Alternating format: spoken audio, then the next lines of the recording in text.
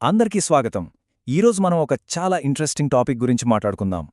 అదేంటంటే ఏఐ అంటే artificial intelligence social media content తయారు చేసే పద్ధతిని పూర్తిగా ఎలా మార్చేస్తుందో చూద్దాం. గంటల తరబడి కష్టపడాల్సిన పని లేదు. నిమిషాల్లోనే అద్భుతమైన కంటెంట్ ఎలా సృష్టించవచ్చో తెలుసుకుందాం. ఒక్కసారి ఊహించుకోండి, కేవలం ఒకే ఒక్క గంటలో నెల రోజులకి సరిపడా సోషల్ మీడియా కంటెంట్ మొత్తం రెడీ అయిపోతే. అవును, వింటుంటే ఏదో అద్భుతంలా అనిపించొచ్చు, కాని ఇదిప్పుడు నిజంగా సాధ్యమే. ఎప్పుడూ కొత్త కొత్త ఐడియాల కోసం ఆలోచించి అలసిపోయేవాళ్లకి ఇదొక గేమ్ చేంజర్ లాంటిది. మనందరికీ తెలుసు, సోషల్ మీడియాలో నిలదొక్కుకోవాలంటే ఎప్పటికప్పుడు ఫ్రెష్ కంటెంట్, అది కూడా క్వాలిటీ కంటెంట్ అందిస్తూనే ఉండాలి.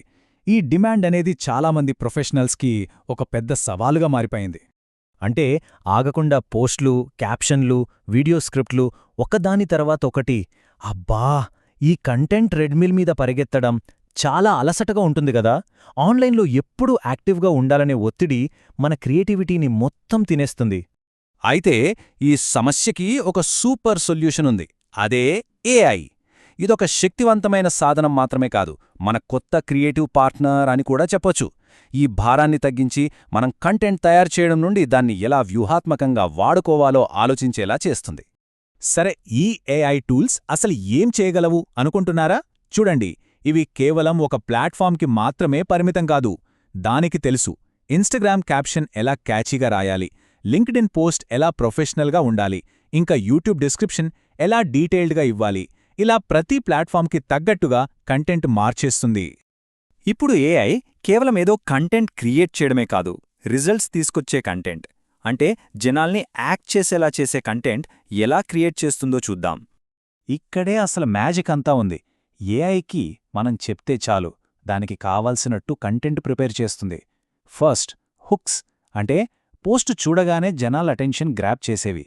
తర్వాత ఎడ్యుకేషనల్, దీనివల్ల మన మీద ఒక నమ్మకం, ఒక అథారిటీ వస్తుంది. ఇక స్టోరీ టెల్లింగ్, అంటే కథల రూపంలో కనెక్ట్ అవ్వడం.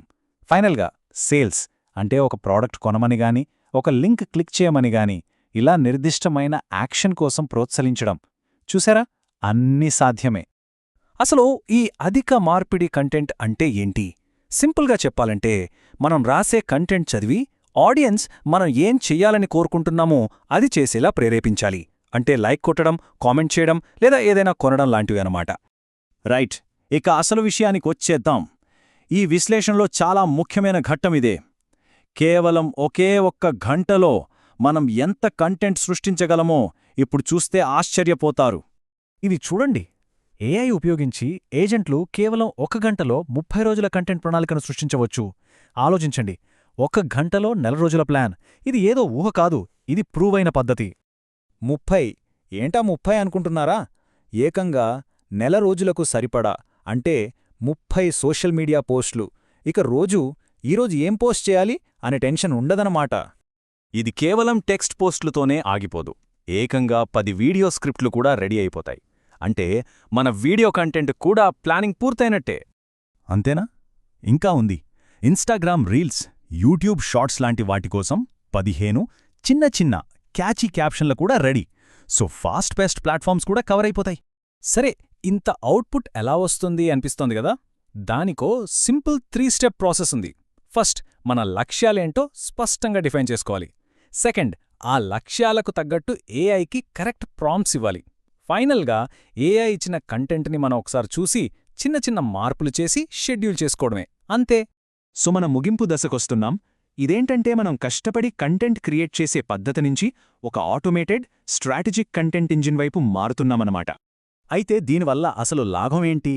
మన సమయం, క్రియేషన్ మీద పెట్టే టైంని తగ్గించి ఆడియన్స్తో కనెక్ట్ అవ్వడానికి, మన స్ట్రాటజీని ఇంకా మెరుగుపరుచుకోవడానికి ఉపయోగించుకోవచ్చు. ఈ పనుల్ని ఏఐ చేయలేదు కదా. ఒకసారి ఆలోచించండి, కంటెంట్ క్రియేట్ చేసే పనిని టెక్నాలజీ తీసుకున్నప్పుడు మరి మన సృజనాత్మకత, మన ఆలోచన శక్తి, వాటిని మనం తర్వాత దేనిమీద పెడతాం? ఇది చాలా ఆసక్తికరమైన ప్రశ్న, మన భవిష్యత్తును తీర్చిదిద్దే ప్రశ్న. దీని గురించి తప్పక ఆలోచించండి.